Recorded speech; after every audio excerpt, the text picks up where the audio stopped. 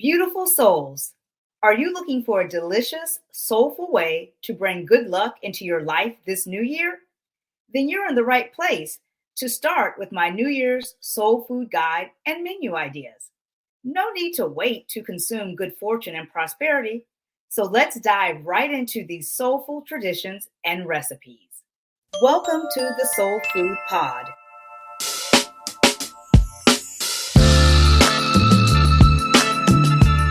The first soul food podcast about Southern soul food. I'm your host, Shaunda Necole, cookbook author and food and lifestyle blogger, making life easier plus more soulful, one recipe at a time. What makes me an expert on authentic soul food? My heritage dates back to my great-grandmother Florence, a highly esteemed North Carolinian one-woman catering queen. In honor of my grandma Florence's legacy, I run the world's #1 soul food website today. I'm a born and raised Southern girl living my best life in the fabulous entertainment and food capital of the world, Las Vegas. I'm so proud to share my family's African American soul food recipes, representing our beautiful people and a legacy of what we eat. My mission here on the Soul Food Pod is to provide you with recipes for success. So join me as I create conversations about how accessible and approachable classic Southern soul food recipes can be. I'll teach you how these iconic recipes are now easy enough for anyone to make and everyone to love.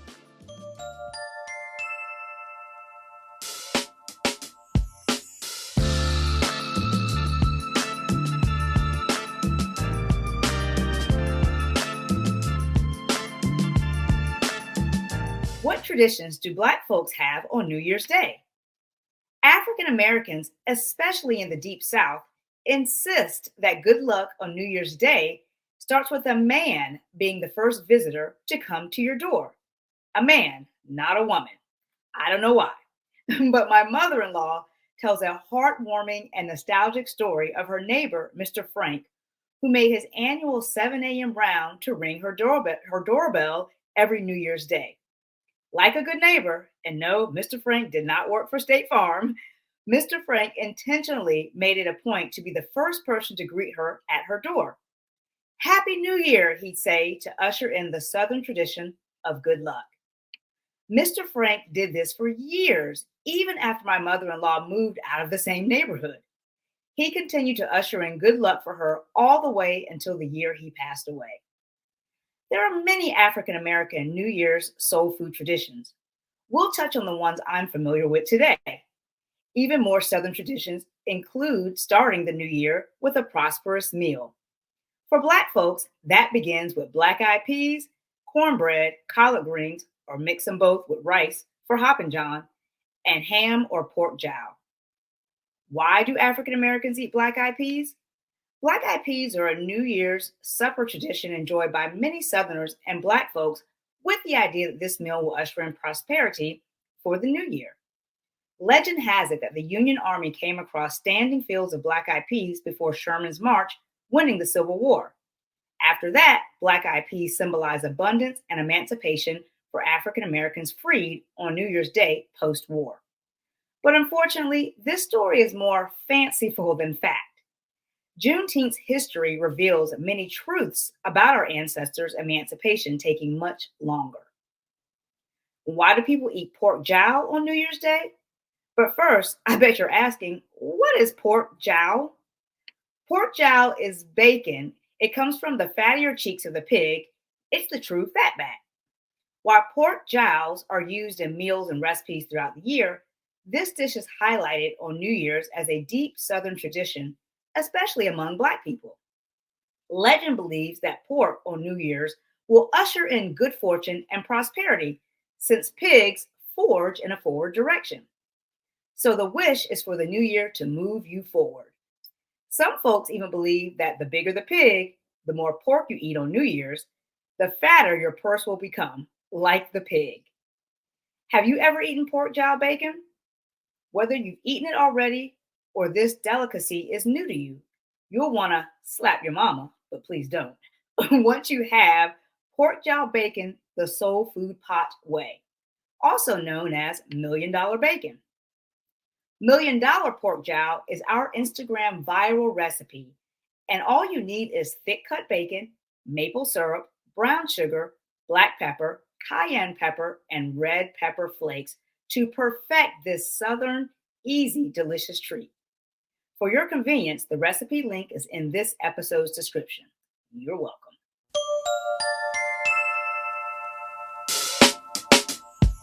Do you want to make the most flavorful and delicious vegetables and meats? Do you have the most flavorful seasonings in your pantry or in your spice rack? No worries if you don't have the answers to these questions.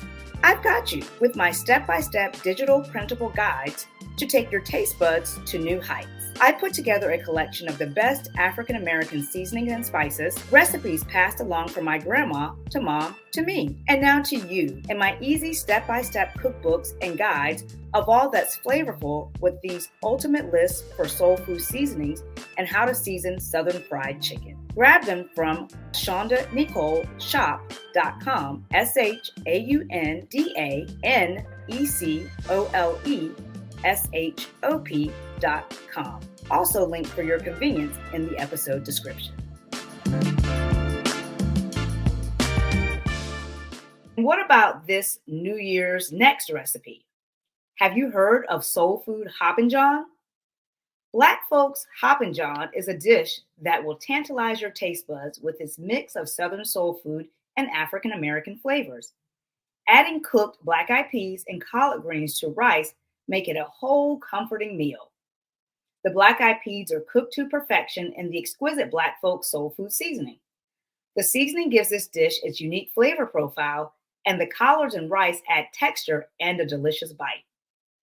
Hoppin John is a must-have dish for nutrient-rich, hearty, and delicious comfort food. Filled with Creole seasonings and herbs, this dish is sure to warm your soul. During the colder months, Hoppin John is incredibly comforting, especially since this dish is very popular in January during New Year's. Now you may ask, where did the name Hoppin John come from? Sounds funny. Well, there are many tales down south as to how this Carolina rice and peas recipe got its legendary name. One story suggests that while the rice and peas were cooking, little kids in the house began hopping around in anticipation of the good eats. Another tells a tale of a man named John who started jumping with joy about his wife stewing up a hot pot full of rice, collards, and black-eyed peas. Was John the dad that came home to these kids hopping around? Was John's nickname Hoppin John already, and the dish was simply named after him? I can't make heads or tails of which story is true, but what's definitely fact and not fiction is that Hoppin John is a soul food delicacy that incorporates the darling daughter dish of the South, collard greens. So it could indeed send somebody hopping with excitement to add this iconic menu item to their New Year's feast. Hoppin John is a traditional Southern dish consisting of black-eyed peas and rice. The usual accompaniment is collard greens, but kale or turnip greens are sometimes substituted. And why do Southerners, again, eat black-eyed peas and Hoppin John on New Year's Day? Well, one theory suggests that black-eyed peas were eaten to ensure good luck because they resembled coins. And another theory claims that the peas were eaten to bring wealth and good fortune in the new year because as a bean, they are high in protein and nutrients. A third theory suggests that peas were eaten to protect against evil spirits, in case someone put roots on you, like my grandma would say. One thing's for sure, though, no matter where this tradition of Southerners and Black folks eating black-eyed peas on New Year's came from, it's now widely practiced worldwide. So what do you serve with the soul food black-eyed peas Hoppin John recipe? This dish, a combination of black-eyed peas, rice, and collard greens, is often served with cornbread and pork jowl bacon, similar to ham hock or salt pork, either inside the dish or on the side. And are there any modern appliance adjustments for cooking soul food Hoppin John? Yeah, you know me. I make my pork jowl recipe in the air fryer and my Hoppin John in the Instant Pot.